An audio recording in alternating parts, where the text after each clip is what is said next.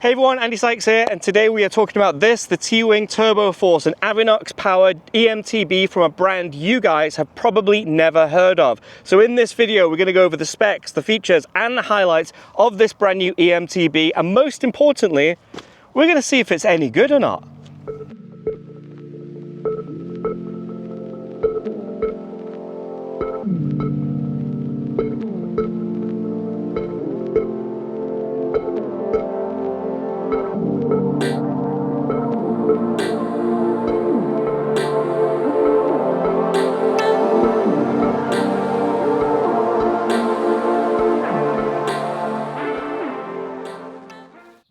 So it could be really tempting for me just to start talking about the Avinox motor and big 800 watt hour battery, but those features don't make the Teewing Turbo Force unique. So instead we're going to start with that frame.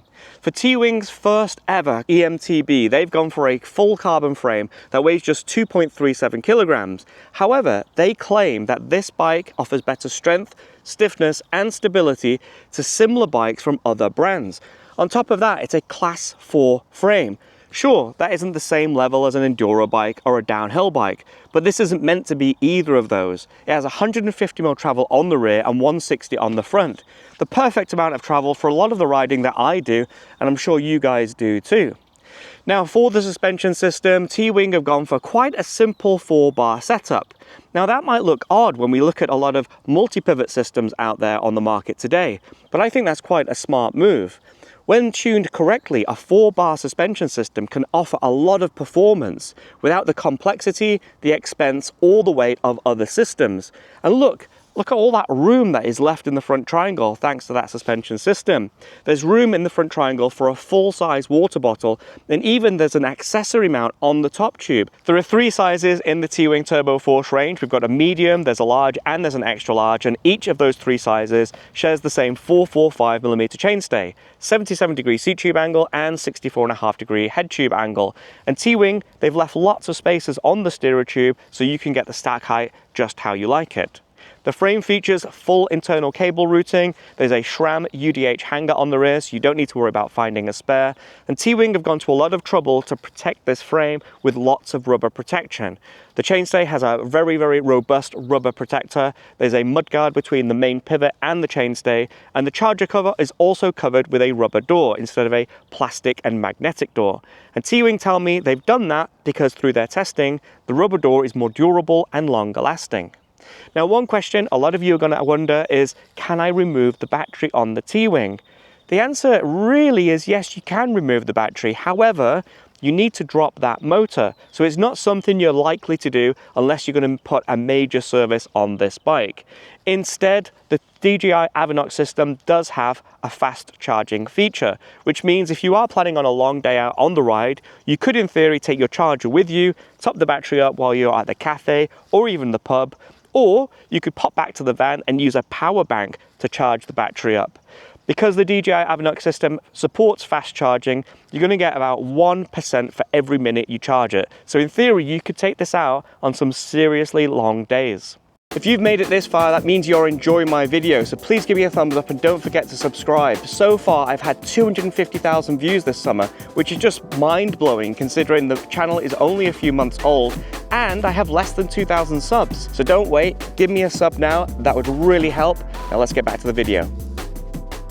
Okay, let's talk about the specification of the Teewing Turbo Force, and starting at the front we have a 160mm travel RockShox Lyric base fork. Now this is an OE only fork, meaning only manufacturers can specify it. It's not something that's available aftermarket.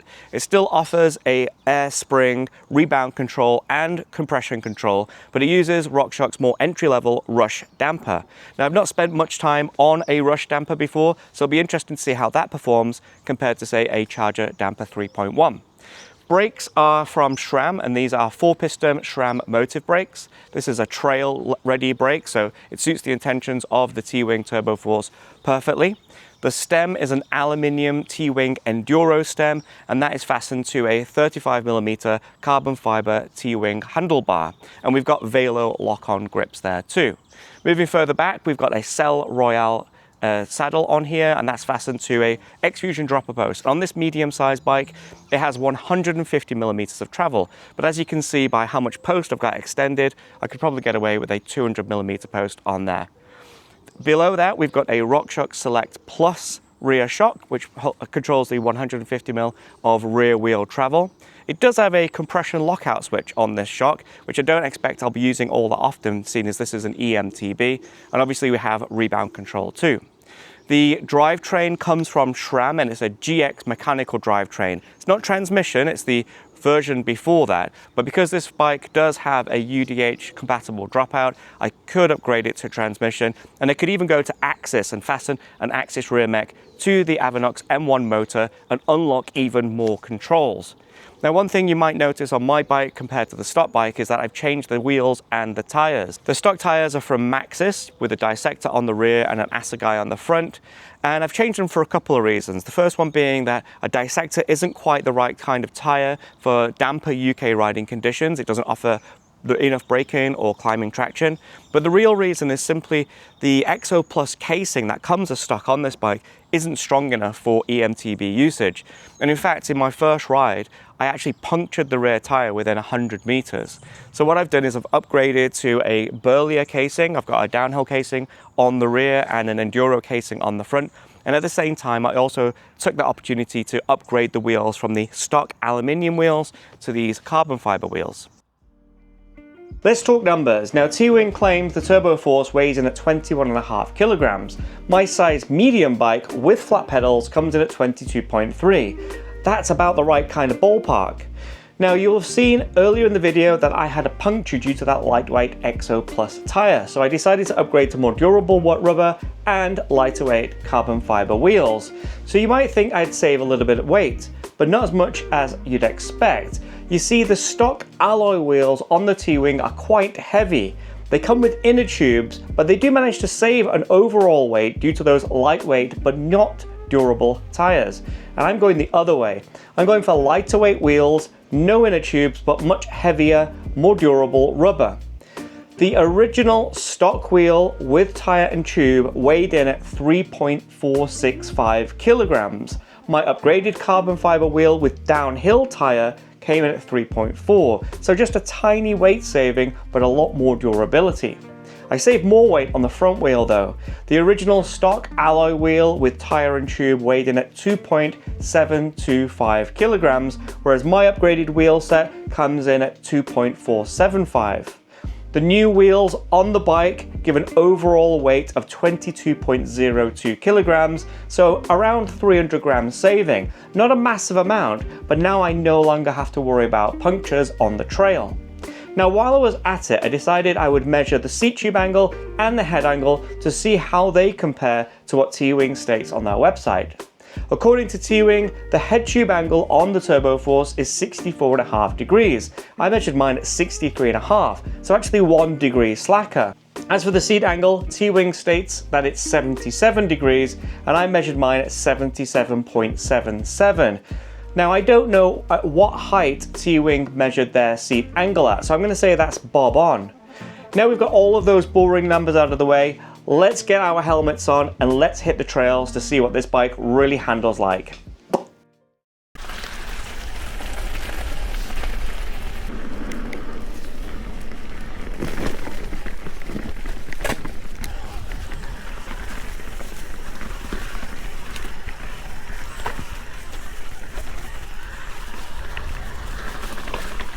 Okay, it is around 8 AM in the morning. So look, oh, I can't see. It's about 8 AM.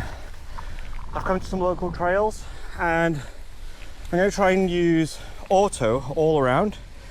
I've used 7% of battery so far and I've done 135 meters of climbing in only 12 minutes, and that was including faffing at the van. So we're going to drop into this first trail, Insta360 X5. We're going to see how it looks in the light. Yeah, let's drop in. So auto all the way down here. It's been raining, so it's a little bit slickier than it has been all year. So I'll take it easy on these first goes. I think I'm already going to have to slow my rebound down a little bit. But let's just see. a bit rooty up here, so definitely glad I swapped my tyres for something a bit more suitable. As you can see, it's a little bit wet. Not super wet, but definitely wetter than it has been. Oh, that back brake is squeaking because I've been lazy and I'm not adjusting it properly. I do need to sort that out.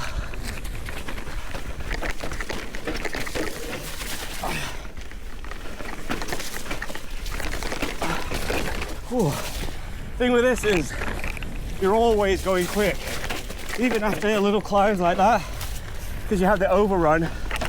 So it's actually a really odd feeling to be going quick all the time. Little drop, splash, and then we're almost at the end of this little trail. A fun little trail, that.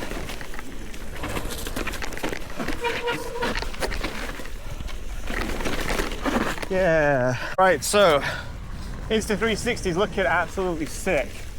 So what we're going to do, because we're on the eve, we're going to nip up this steep little climb, which I wouldn't normally do. Do a little bit more ascending. I hope you can see on camera, this is actually a steep little climb. Again, I'm staying in auto. Oh my God, it's the dream. This is the dream. I can't believe how easy that is. And then we can drop into this last section of this trail. Oh my God. Oh, so much. So good. All right, start at the top of this little drop in. Could probably ride up that, but pretty sure there's no one coming down. Little jump here. Right, let's go.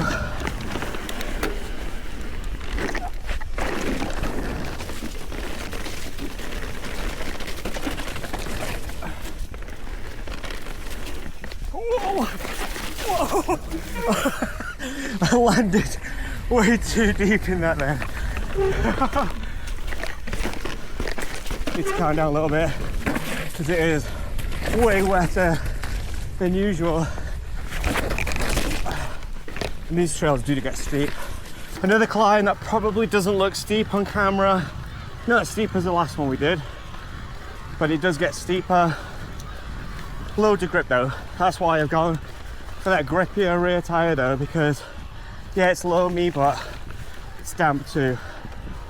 Now I've up to the overrun, so I've got a little bit more overrun now. I think I'm at a level 3. I think it was on 2. But I think to keep things a bit more natural on really techie climbs, I might want to up that to a little bit higher.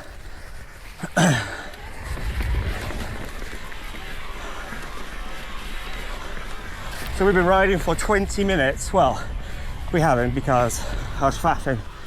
So let's say 15 minutes of riding so far.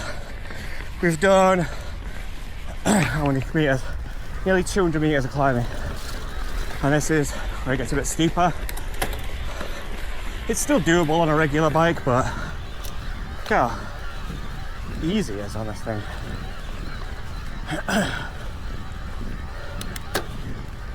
Last teeny steep section before the end.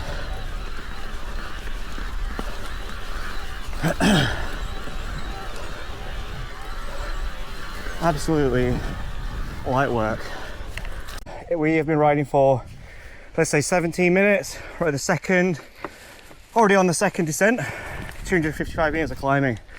Let's drop into another one. I slowed my rebound down a little bit now.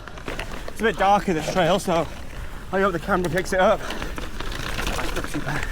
And again, I'll just take it easy because it is damper than usual, and I've been spoiled by the whole summer of dusty trails. God, these trails are good. Tell you what, this bike does feel mint. Like it's pretty composed. I would say these are more enduro trails than trail trails. So it's doing all right, but like I say, I am going way slower, sorry, than I would normally on a dry day. Oh, that was really slow. And we're going to drop into that section I was just on. God, I'm really going slow today.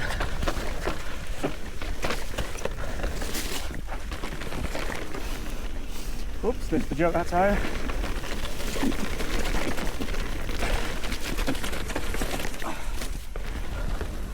Slow at this jump this time.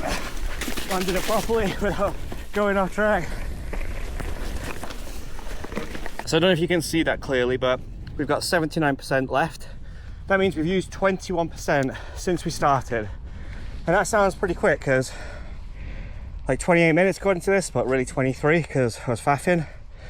We have done 347 meters of climbing though in just 23 minutes. So that is pretty bonkers.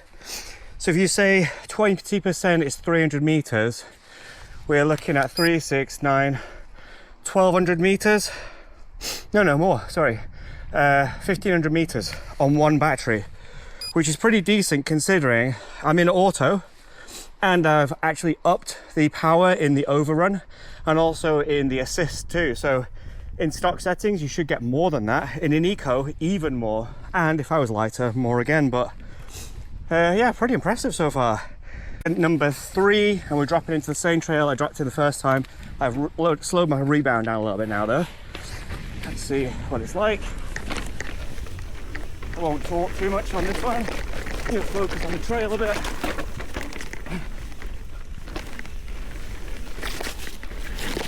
Oh, slippy.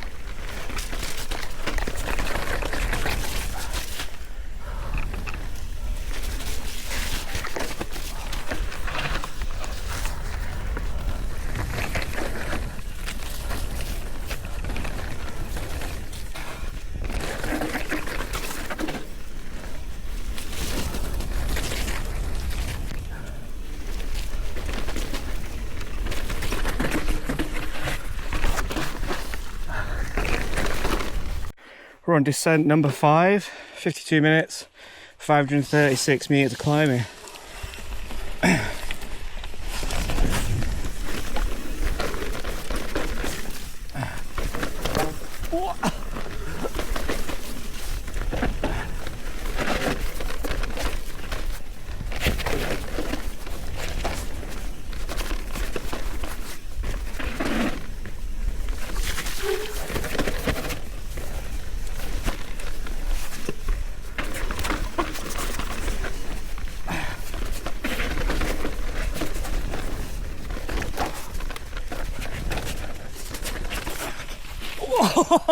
Stalled.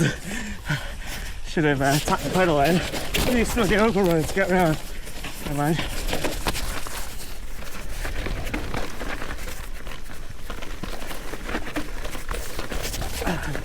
I've done this bit for a while. What's this like now? Ooh, bit steep.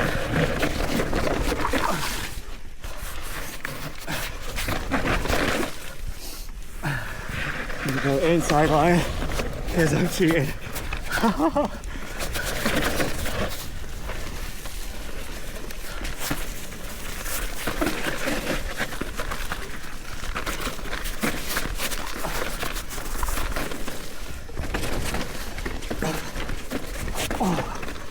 All right, every time I've done this trail this year has been bone dry, so let's see what it's like.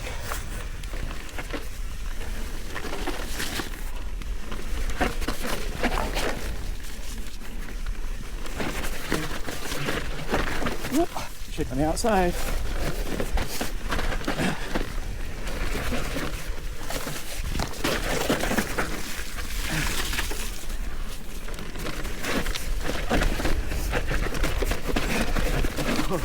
Too slow, Andy, too slow. Too slow.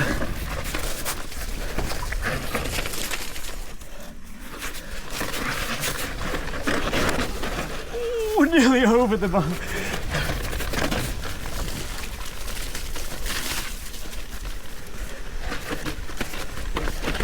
Do you like this tyre?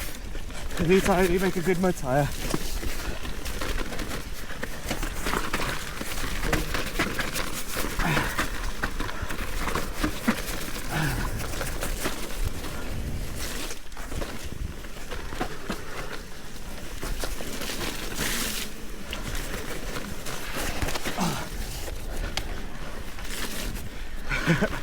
Going too slow.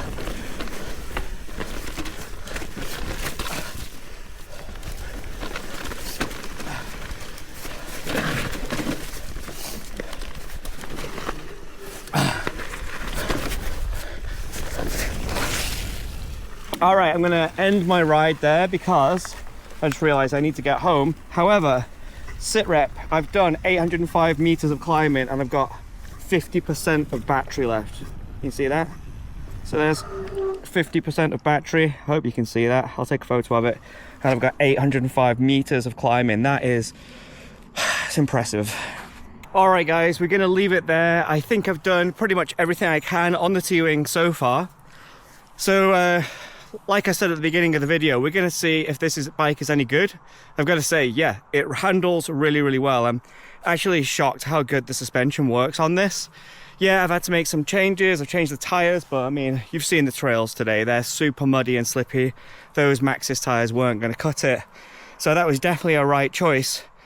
Now, this is not obviously a full review. This is more of an introduction to the bike and a first impressions, and first impressions are awesome. The Avinox system, yeah, I don't need to talk about it. Everyone's telling you how good it is. It's absolutely amazing. And the Teewing, honestly, for a first bike, this is impressive. It rides really well. And as you can see on the trails that I've been riding today, these are not really trail bike trails. These are more enduro bike trails. And honestly, I couldn't want for more. So what we're going to continue doing, I'm going to keep riding this bike for a few more weeks. And we'll eventually do a full review of this bike. But yeah, if you've got any questions about the Teewing Turbo Force or any comments about my video, go down into the comments now and let me know, and I'll answer those questions as quickly as I can. Thanks again for watching. Please subscribe. It really would mean a lot to me, and it means I can get on more sick bikes like this. Cheers, guys. Bye.